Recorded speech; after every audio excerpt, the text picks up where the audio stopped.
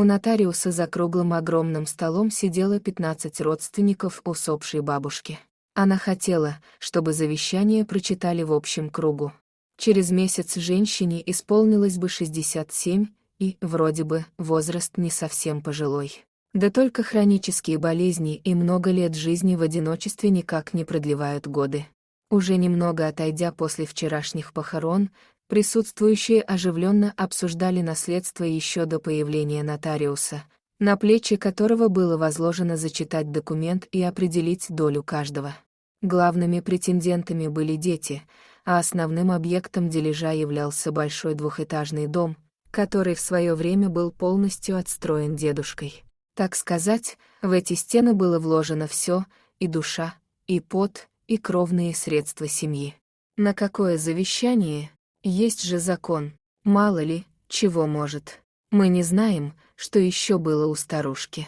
Глядишь, золото какое припрятано. Да ну, какое золото! У мамы его отродясь не было. Она всю жизнь была простым человеком и скромно жила на свою институтскую пенсию.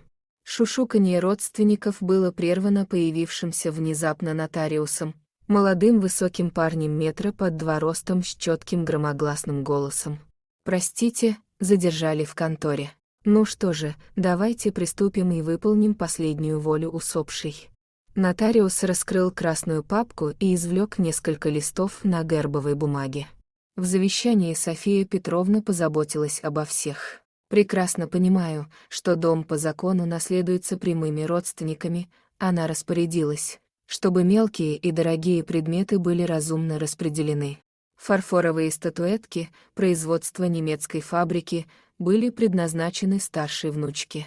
Она и была самой аккуратной и бережливой. Старая мебель была завещана мужу младшей дочери, который постоянно восхищался качеством деревянного серванта, стола и кожаной обивки дивана прошедшего столетия. Усопшая прекрасно знала, кому распределить свои вещи, так чтобы они максимально долго прожили еще без нее, тем самым ментально продлив свою жизнь, сохранив память о себе. Под самый конец дело дошло до недвижимости. Весь дом с участком, а также землю в равной степени я завещаю своим детям. Пусть сами разберутся, что с ним делать. Но мне бы, конечно, хотелось, чтобы хоть кто-нибудь из них переехал с семьей и не забросил семейное гнездо, которое мы с вашим отцом так сильно любили и берегли для вас. Единственное обязательное условие, которое я ставлю перед моими детьми, не оставьте в беде спутника.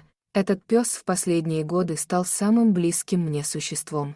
Вы знаете, что я долго прожила в одиночестве и во многом обязана своему верному другу. Сами решите, кто возьмет его под опеку, но не выбрасывайте, пожалуйста, на улицу. Помните, о чем мы всегда учили вас с отцом: помогай слабым, и тебе воздастся. Всех люблю и помню. Ваша любящая мать и бабушка София. Снова в зале начал нарастать шум переговоров. Родственники уже мысленно делили дом. «Ребята, если честно, в этом доме никто из нас жить не будет», — взял главное слово старший сын Николай. «Мы все работаем, а это районный центр, 60 километров до города. А Настя так вообще живет в другом конце страны. Без хозяев дом через год-два зачахнет. Поэтому мое предложение — как можно быстрее продать. Деньги, конечно же, поровну. Я бы так не стала пороть горячку, Коля», — перебила его старшая дочь Вера. «У меня внучка уже скоро паспорт получает. Может, вырастет и надумает поселиться в родном имении. Муж появится, дети. Дом-то большой, на нас на всех хватит. Я предлагаю не продавать, а оставить на первое время в виде дачи». «Ну ладно, с домом это дело может подождать. Ведь в наследство полностью вступим только через полгода. А как же собаку будем делить? Тоже поровну». Младшая дочь поспешила напомнить обязательные условия по завещанию. Из 4 детей молчал только один, Андрей, самый младший в семье. Он как был тихоней из самого детства, так и остался. Рядом с ним сидела жена, такая же скромная и тихая, как и он сам. Со стороны Андрей и Ольга более походили на родственников, как брат и сестра одинаковой комплекции, сходные по характеру. «Ты чего молчишь, Андрюха, как всегда?» — засмеялся старший Николай. «Мы с Олей заберем собаку. Вам будет с ней неудобно. А насчет дома, здесь как решить? Я младший сын, поэтому мое слово менее значимо». После слов про собаку напряжение было снято. Никто не возражал против такого решения. Да и кому нужен был этот старый доходяга? Сенбернар по кличке Спутник достался Софье Петровне, можно сказать, случайно. Подруги и коллеги по работе предложили тогда контракт за границей, но куда ей было ехать с собакой? Вот она и передала по наследству питомца. А теперь настало время, и Спутник стал настоящим наследством. Свою кличку он получил из-за профессиональной деятельности двух подруг. Ведь они вместе работали в обсерватории при Институте астрономии. К большому сожалению, после похорон про собаку вообще забыли. Он более суток был заперт в доме. Никто не взял на себя ответственность, и все благополучно забыли про скучающего и скорбящего по хозяйке пса. Вспомнив про это прямо в зале нотариуса, Андрея это сильно зацепило.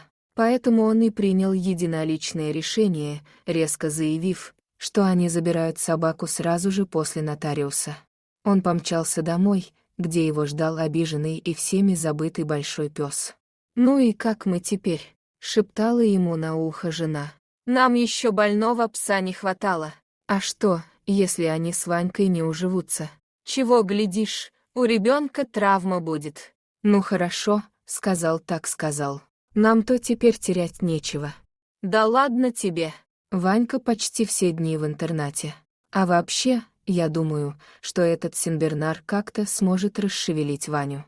Представь, нас будет в доме большая собака. Ты знаешь, что это порода — спасатели. Они выручают людей в тяжелой ситуации. А у нас как раз такая ситуация с Ванюшкой. Я вот всегда хотел себе большую собаку. В тот же день Спутника забрали в городскую квартиру. Старый пес теперь лежал в просторном помещении.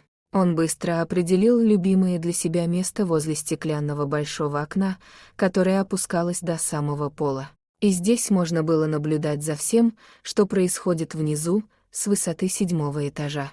Сперва было очень непривычно. Мелкие людишки, как муравьи, ходили по протоптанным дорожкам, носили с собой какие-то вещи, перемещались на машинах и автобусах. Спутник удивлялся этому постоянному ритму большого города. Даже ночью, под светом фонарей, можно было видеть движение города. Всю свою прежнюю жизнь пес провел в маленьком городишке на 30 тысяч человек. И теперь с высоты наблюдал и изучал жизнь большого города. Через несколько дней Спутнику предстояло познакомиться с Иваном. Ваньке совсем недавно стукнуло 10 лет, и он был самым маленьким внуком у бабушки Софьи. Согласно завещанию, ребенок получил все старые детские игрушки, которые накапливались в бабушкином доме. Да в довесок, как оказалось, еще и огромную собаку. Учился Ваня не в обычной школе, а в интернате для детей с психическими расстройствами. Сам интернат хоть и располагался всего в 2 кварталах от дома, политика администрации была такая, что для социализации необходимо пребывать на территории в течение всей учебной недели. Поэтому Ваня появлялся дома только на выходных. Ну и еще каникулы. Родился мальчик вполне здоровым. Он был тихим и спокойным, как и его оба родителя. Но еще в детском садике приключилась какая-то беда. Мальчик резко перестал общаться, стал замкнутым и отрешенным.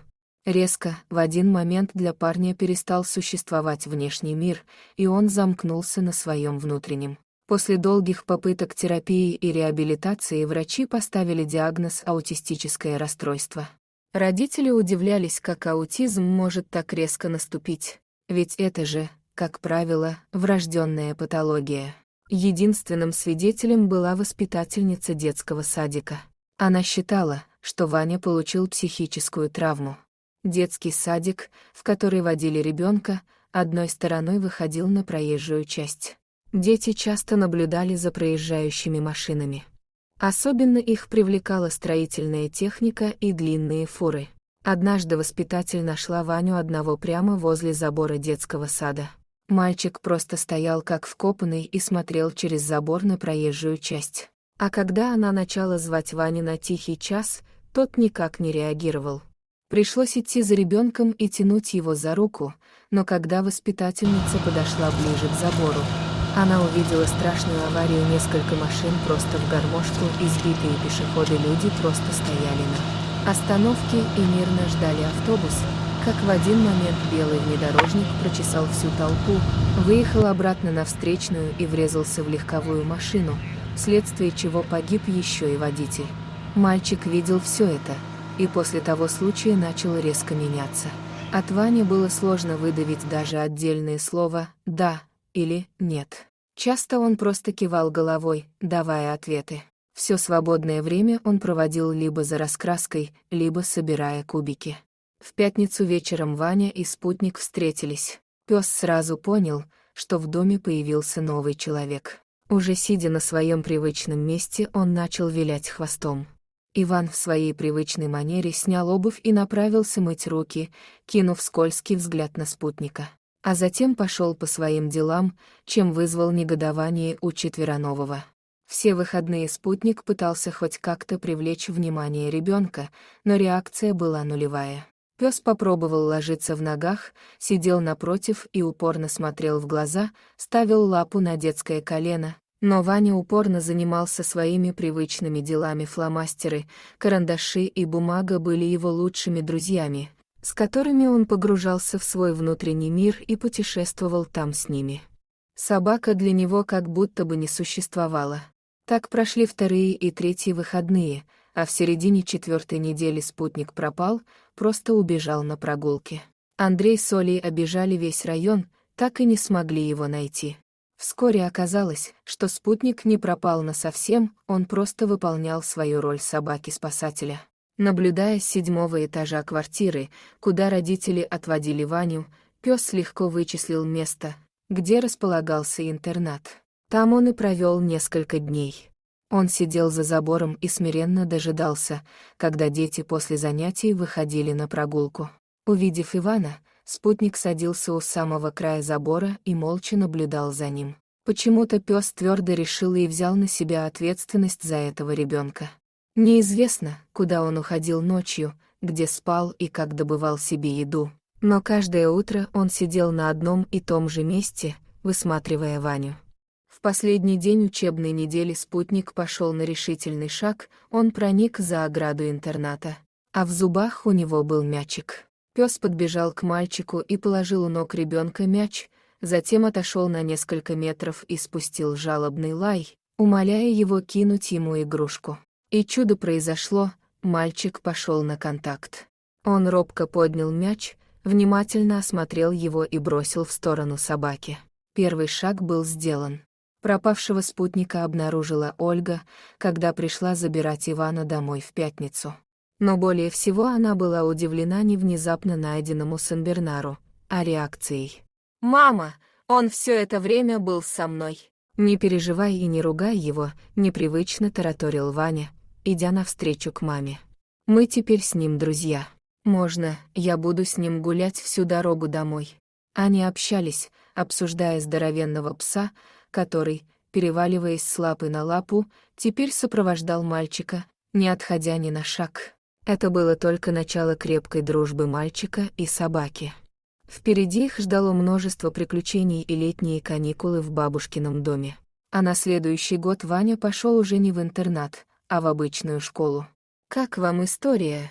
Пишите свои комментарии, ставьте лайки и подписывайтесь на наш канал. До свидания!